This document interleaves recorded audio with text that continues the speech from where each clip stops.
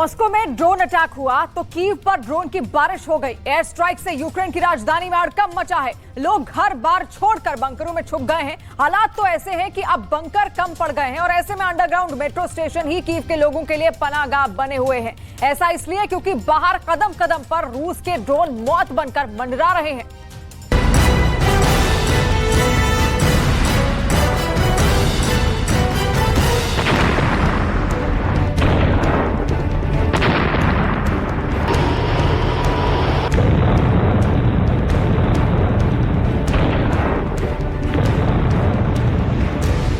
24 घंटे में तीसरी एयर स्ट्राइक से यूक्रेन की राजधानी कीव दहल उठी है।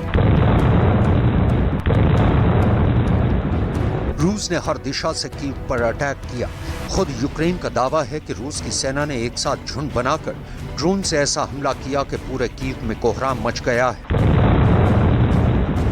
रूस ने एक साथ कितने ड्रोन दागे ये आपको बताएंगे। यूक्रेन ने इनमें से कितने ड्रोन को नाकाम कर दिया ये भी दिखाएंगे। अभी वो मंजर देखिए जब पुतिन की आर्मी ने यूक्रेन की राजधानी पर ड्रोन से अटैक किया तो क्या हुआ। चश्मदीदों के मुताबिक सिर्फ एक ड्रोन कीव की बहुमंजिली इमारत से टकराया तो ऊपर की 2 मंजिलों में आग लग गई। धमाके के बाद आग इतनी भीषण लगी कि अपार्टमेंट के ऊपर के 2 फ्लोर पूरी तरह से बर्बाद हो गए। इस दौरान कुछ लोगों की मौत हो गई तो कई लोग बुरी तरह से जख्मी हो गए।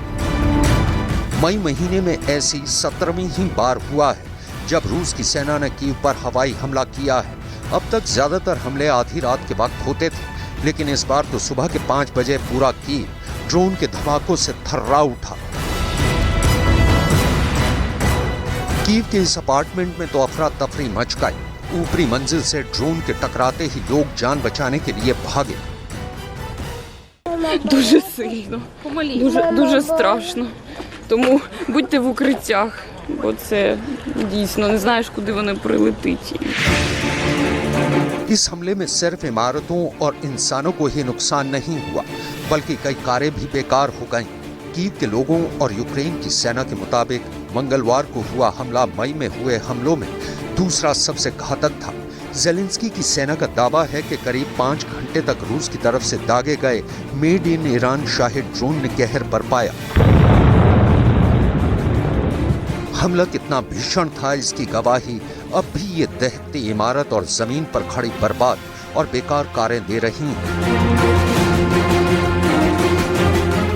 मंगलवार की सुबह रूस ने कीव पर कितने ड्रोन दागे इसकी जानकारी अभी सामने नहीं आ पाई है, लेकिन यूक्रेन की सेना ने कम से कम 20 ड्रोन को मार गिराने का दावा जरूर किया है।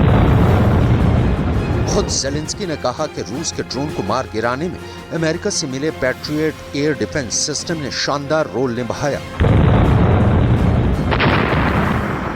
Коли патріоти в руках українців забезпечують 100% збиття будь-яких російських ракет, терор програє. І, звичайно, немає більшого приниження для держави-терориста, ніж успіхи наших воїнів.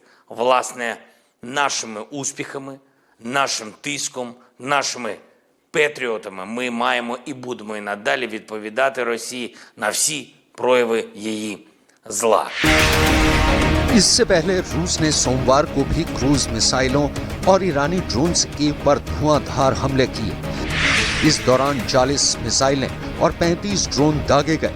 यूक्रेन की सेना के मुताबिक इनमें से 37 मिसाइलें और 29 ड्रोन को मार गिराया गया, लेकिन जो मिसाइलें और ड्रोन टारगेट से टकराने में कामयाब रहे उन्होंने कीव की इन इमारतों का क्या हाल किया ये मंजर उसका चीखता सबूत है।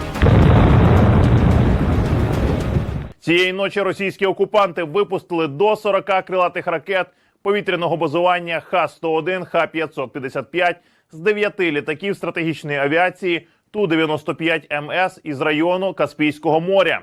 З північного та південного напрямків противник атакував іранськими БПЛА Шахед-136, 131. Усього 35 ударних дронів. Силами та засобами Сил оборони України знищено 67 повітряних цілей, 37 крилатих ракет Х-101. यह हमला ठीक उसी दिन हुआ जब यूक्रेन की राजधानी के लोग कीव दिवस मना रहे थे। लोग जश्न में डूबे थे। तभी रूस की तरफ से मिसाइलें और ड्रोन गिरने शुरू हो गए। बस फिर क्या था, भगदड़ शुरू हो गई। लोग जान बचाने के लिए बदहवासी में भागने लगे। रात के वक्त हुए हमले के बाद सोमवार को दिन में भी रूस ने कीव को निशाना बनाया। इस हमले के बाद एक ऐसा वीडियो सामने आया है जो दिल दहला देने वाला है। धमाकों के शोर के बीच पीठ पर बैग टांगे स्कूली बच्चे जान बचाने की जद्दोजहद में एक दूसरे का हाथ थामे भागते नजर आ रहे हैं। इस वीडियो को यूक्रेन की फर्स्ट लेडी यानी राष्ट्रपति जेलेंस्की की पत्नी ने भी शेयर किया है। ओलेना जेलेंस्का ने इस वीडियो के साथ ट्विटर पर लिखा है, कीव, पूरी रात बिना सोए गुजारने के बाद दहशत भरी सुबह, एक बार फिर बेचैनी। धमाकों की गूंज से डरकर बच्चे पनागाहों की तरफ भाग रहे हैं, लेकिन ऐसा नहीं होना चाहिए, कहीं भी और कभी नहीं। डर को दूर नहीं किया जा सकता, लेकिन हम रुकते नहीं हैं, हम काम करते। कीव में दहशत का आलम यह है कि लोग अपने घर जाने से बच रहे हैं। जान बचाने के लिए सबसे सुरक्षित जगह कीव के अंडरग्राउंड मेट्रो स्टेशन है। ऐसे में यहाँ भारी भीड़ जमा है।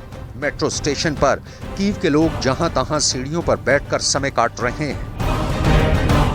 युद्ध के 15 महीने बाद एक बार फिर से कीव पुतिन का टारगेट नंबर 1 बन चुका है।